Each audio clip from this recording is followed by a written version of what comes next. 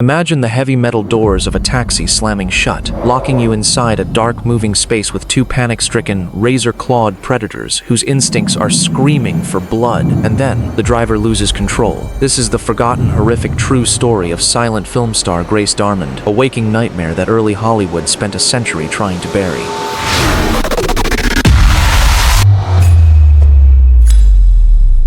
The year is 1923. To the outside world, Los Angeles is a shimmering oasis of newly minted millionaires, sprawling movie sets, and silent screen processes draped in expensive silk and feathers. But if you peel back the glittering veneer of early Tinseltown, you find an industry running on raw desperation, completely unregulated and deeply chaotic. Studio executives and press agents are locked in a relentless, cutthroat war for the public's attention, especially as dark scandals threaten to burn the entire film industry to the ground. Just a year prior, the unsolved murder of director William Desmond Taylor had dragged top star Mary Miles Minter into a web of career-destroying media speculation and public ruin. In this hyper-competitive wasteland, a starlet's fame is a fragile flame, easily snuffed out if she fails to stay on the front pages of the newspapers. And that brings us to Grace Darmond. Grace was not just any actress. Born in Canada, she had built a reputation in Hollywood as a daring, fearless woman of action, immortalized in the physically demanding, death-defying scenes of adventure serials like The Hope Diamond Mystery. The public adored her on-screen bravery. Her press team, hungry for a stunt that would capture her signature daring, devised an idea so reckless, so profoundly dangerous, it seems almost impossible to believe it actually happened. They wanted to show Grace Darmond, the epitome of modern high society glamour, traveling to a high-profile promotional event with a pair of exotic companions. Not lapdogs, not birds, but two active, clawed lion cubs. In the mind of a 1920s publicist, a young animal was nothing more than a living prop, a cute toy that could be easily managed.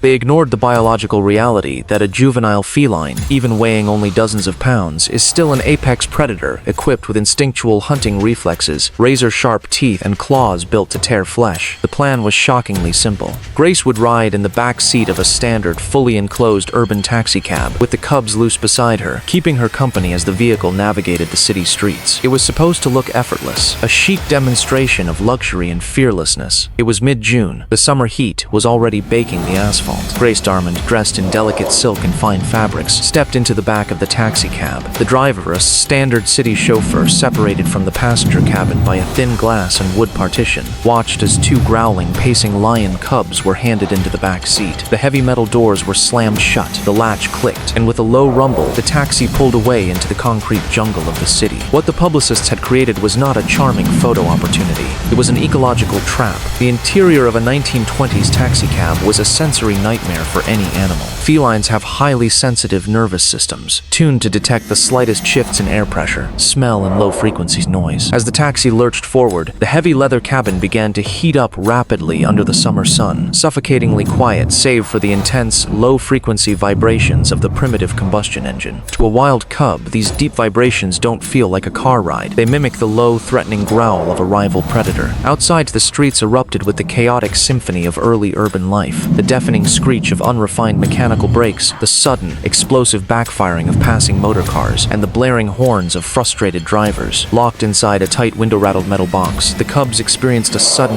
violent wave of claustrophobic panic. In a wild animal, panic is a trigger. Flight was impossible. The heavy glass and metal doors offered no escape. There was only one option left: fight. It began with a low, guttural hiss. Grace Darmond, realizing the playfulness of the animals had instantly vanished, tried to pull away, but in the cramped confines of the back seat, there was nowhere to go. The movement only drew the cub's focus. One of the felines lunged, its unsheathed claws sinking deep into her delicate silk dress. Grace screamed, a high-pitched, terrifying sound of pure survival instinct. To a panicked predator, a high-pitched scream is not a plea for mercy. It is the sound of prey. It is an invitation to attack. The second cub joined the frenzy. What followed inside that moving metal tomb was a bloodbath. The cubs bit and clawed repeatedly at Grace's hands, arms, and shoulders as she fought desperately to shield her face and throat. The heavy leather upholstery of the back seat was shredded to ribbons as the animals thrashed. Grace was being mauled in real time, trapped in a moving carriage of terror, her blood splattering across the windows. Up front, the chauffeur was suddenly pulled from his mundane drive by an explosion of primal violence directly behind his head. He heard the savage growls of the cats, the tearing of fabric, and the agonizing screams of Grace Darmond. He glanced into his rearview mirror, and his heart stopped. He didn't see see a controlled publicity stunt. He saw a young woman covered in blood, locked in a desperate struggle for her life, with two thrashing, biting predators. The psychological shock of that image triggered a cognitive freeze. In 1923, driving a heavy motor car was a demanding, highly physical task. Cars lacked power steering, hydraulic brakes, or safety suspension. They required absolute concentration. Paralyzed by terror, his hands trembling violently with adrenaline, the driver lost control of the steering column. The heavy taxicab swerved violently across the road, its tires screeching against the pavement as it slid sideways. In the back seat, the bloody struggle was instantly interrupted by the laws of physics. The vehicle barreled off the roadway and collided at high speed with a roadside obstacle. The impact was catastrophic. The front axle collapsed, the windshield shattered into 1,000 jagged shards, and the violent momentum hurled Grace Darmond and the thrashing, terrified cubs forward into the partition. Silence finally fell over the wreckage, broken only by the steam hissing from the ruptured radiator, the dripping of oil, and the quiet groans of a severely injured actress. Grace Darmond survived, but she was broken. She was rushed to a local hospital where doctors worked to stitch up deep, jagged lacerations and painful puncture wounds from the cub's teeth and claws. She had also suffered severe blunt force trauma from the high-speed impact. While her physical wounds eventually healed, the psychological scars of that claustrophobic nightmare would haunt her for the rest of her life, leaving her with a profound, lingering anxiety around animals and enclosed spaces. The media reaction was immediate and sensationalized. On June 17, 1923, the Buffalo Courier-Express broke the story on page 9, detailing the horrific nature of the taxi attack and the subsequent high-speed crash. Just 3 days later, on June 20, the Burlington Free Press published a damning editorial on page 1, warning the public and the film industry that the exploitation of wild felines as promotional props in city environments had crossed an ethical line and would inevitably lead to more tragedy. By June 26, the Princeton Daily Clarion took a retrospective look at the case, analyzing the long-term career implications and the deep trauma suffered by the starlet. But early Hollywood was a place that traded on short-term memory. The studio system did not learn its lesson. Instead of banning the use of dangerous animals, they chose to treat the Grace Darmond incident as a freak, isolated anomaly. The culture of sacrificing human safety for a glittering headline continued completely unchecked. This professional vulnerability of starlets in the 1920s cannot be overstated. An actress's career was entirely dependent on her physical perfection. The harsh, unrefined film stocks and intense studio lighting of the silent era made any scarring or physical asymmetry incredibly difficult to hide. We see this professional dread in the story of another legend of the era, Carole Lombard. In 1926, Lombard was on a date with a man named Harry Cooper when their car crashed, sending her face first through a glass windshield. The impact left her with a severe lateral scar across her left cheek, a mark that threatened to end her career before it had even begun. She spent the rest of her life mastering the art of concealment, using heavy corrective makeup, diffusion filters, and flat key lighting to hide the physical proof of her trauma. Grace Darmond, however, struggled to reclaim her pre-1923 momentum. The physical and psychological toll of her mauling, casting a permanent shadow over her screen career. And yet, the tragedy of Grace Darmond's taxi attack is just the opening chapter in a century-long pattern of unbroken, systematic corporate negligence in the entertainment industry. In that very same year of 1923, silent comedy star Mabel Normand narrowly avoided disaster on the set of The Extra Girl. Playing a small-town girl working in a studio wardrobe department, Normand was supposed to lead a dog dressed in a lion costume. Instead, she absent-mindedly walked straight into a real, active lion's cage on the studio lot. While the scene was framed as comedic gold, the crew watched in absolute terror, knowing that one wrong move from the predator would have ended Normand's life on the spot. That same year, Captain Ernest Engerer and his famous police dog Tutel were severely bitten and clawed during a live theatrical exhibition when a group of panicked lions turned on them, an incident that ended only when deputy sheriffs shot the animals to death in front of a horrified crowd. Decades passed, but the industry's disregard for life remained unchanged. In 1972, during the filming of the Walt Disney production Napoleon and Samantha, a 9-year-old child actress named Jodie Foster was brutally mauled by an adult lion brought to the set as a trained performer. The animal suddenly snapped, grabbing the child sideways into its mouth and shaking her like a rag doll.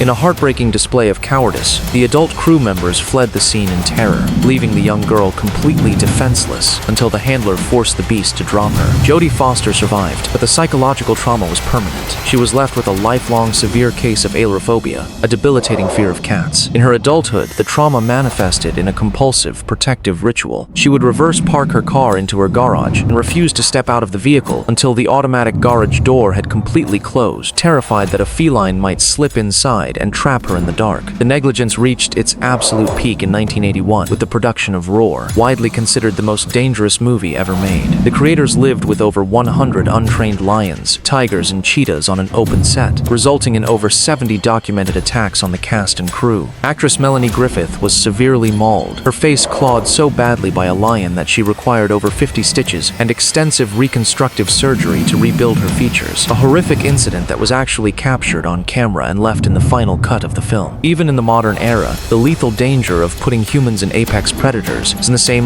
enclosed vehicles remains a terrifying reality. In 2015, Catherine Chappell, an Emmy-winning visual effects editor who worked on Game of Thrones, was visiting a safari park in South Africa to raise money for wildlife conservation. While riding inside a passenger vehicle, an adult lioness lunged through an open window, fatally mauling her. The spatial dynamics of that horrific event directly mirrored the claustrophobic terror of Grace Darmond's 1923 taxi ride. It proves a chilling truth. When the fragile barriers between humans and wild predators are removed for the sake of entertainment, vanity, or publicity, the outcome is always paid in human blood. As we look back at the shattered glass and blood-soaked leather of Grace Darmond's 1923 taxi ride, we are forced to confront a dark reality. The tragedy was not an unpredictable accident. It was the natural, logical result of a culture that commodified living, breathing predators and treated them as toys for short-term sensationalism. Over a century has passed, and while the technology of filmmaking has evolved to create hyper-realistic digital animals, the legacy of Hollywood's early negligence still whispers to us from the silent archives. Grace Darmond's fateful ride remains a haunting warning of what happens when we sacrifice safety,